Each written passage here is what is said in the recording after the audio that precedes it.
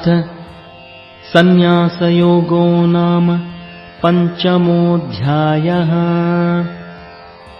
अर्जुन उवाच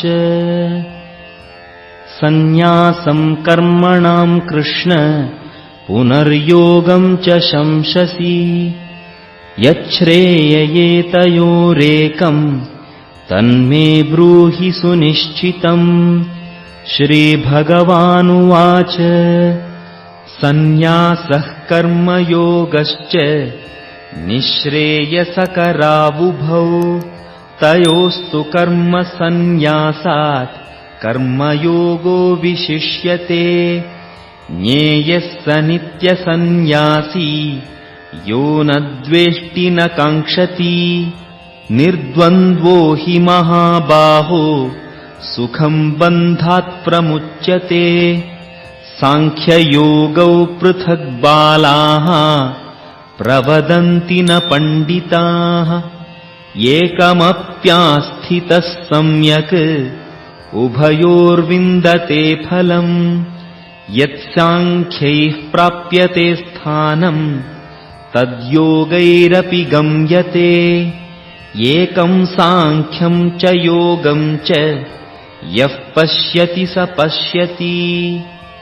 सन्न्यासस्तु महाबाहो दुःखमाप्तुमयोगतः योगयुक्तो मुनिर्ब्रह्म न चिरेणाधिगच्छति। योगयुक्तो विशुद्धात्मा विजितात्मा जितेन्द्रियः सर्वभूतात्मभूतात्मा कुर्वन्नपि न लिप्यते। नैव किञ्चित् करोमीति युक्तो मन्येत तत्त्ववित्। पश्यन् शृण्वन् स्पृशन् जिघ्रन् नश्नन् गच्छन् स्वपन् श्वसन् प्रलपन् विसृजन् गृह्णन् उन्मिषन् निमिषन्नपि इन्द्रियाणीन्द्रियार्थेषु वर्तन्ते इति धारयन् ब्रह्मण्याधाय कर्माणि सङ्गम् त्यक्त्वा करोति यः लिप्यते न स पापेन पद्मपत्रमिवाम्भसा। कायेन मनसा बुद्ध्या केवलैरिन्द्रियैरपि योगिनः कर्म कुर्वन्ति सङ्गम् त्यक्त्वात्मशुद्धये। युक्तः कर्मफलम् त्यक्त्वा शान्तिमाप्नोति नैष्ठिकीम्। अयुक्तः कामकारेण फले सक्तो निबध्यते। सर्वकर्माणि मनसा सन्न्यस्यास्ते सुखं वशी। नवद्वारे पुरे देहि नैव कुर्वन्न कारयन्। न कर्तृत्वं न कर्माणि लोकस्य सृजति प्रभुः। न कर्मफलं संयोगम् स्वभावस्तु प्रवर्तते। नादत्ते कस्यचित् पापम् न चैव सुकृतं विभुः। अज्ञानेनावृतं ज्ञानम् तेन मुह्यन्ति जन्तवः। ज्ञानेन तु तदज्ञानम् येषां नाशितमात्मनः। तेषामादित्यवज्ञानम् प्रकाशयति तत्परम्।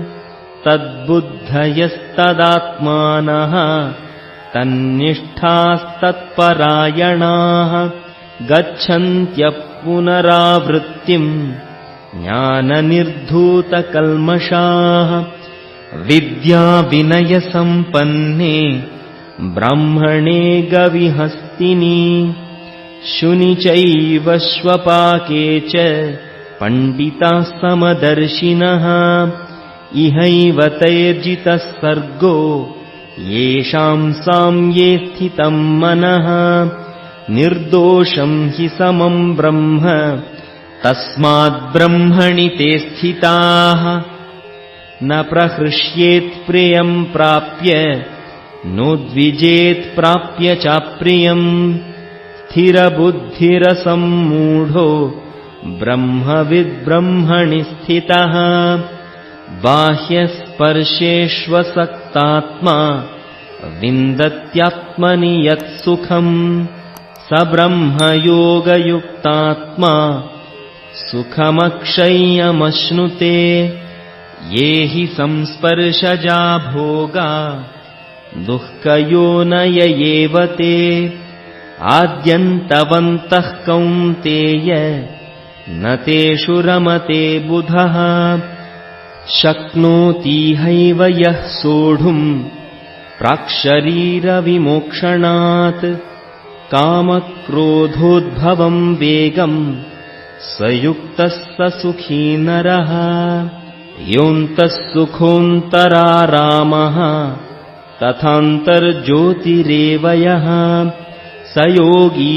ब्रह्मनिर्वाणम् ब्रह्मभूतोऽधिगच्छति लभन्ते ब्रह्मनिर्वाणम् ऋषयः क्षीणकल्मषाः छिन्नद्वैधायतात्मानः सर्वभूतहिते रताः कामक्रोधवियुक्तानाम् यतीनाम् यतचेतसाम् अभितो ब्रह्मनिर्वाणम् वर्तते विदितात्मनाम् स्पर्शान् कृत्वा बहिर्बाह्यांश्चक्षुश्चैवान्तरे भ्रुवोः प्राणापानौ समौ कृत्वा नासाभ्यन्तरचारिणौ यतीन्द्रियमनो बुद्धिः मुनिर्मोक्षपरायणः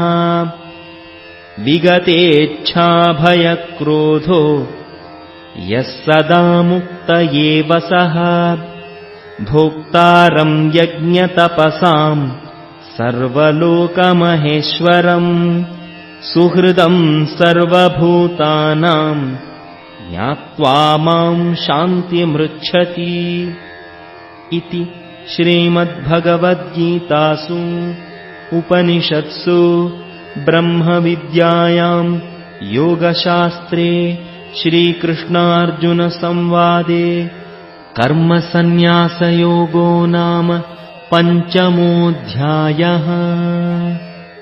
ధన్యవాదములు. మన ఈ సనాతన హిందువు యూట్యూబ్ ఛానల్ రోజు ఒక భగవద్గీత శ్లోకం నేర్చుకుందాం అనే సిరీస్ ను మీరందరూ ఆదరించి సనాతన హిందువు ఛానల్ ను సబ్స్క్రైబ్ మరియు షేర్ చేస్తారని మనవి.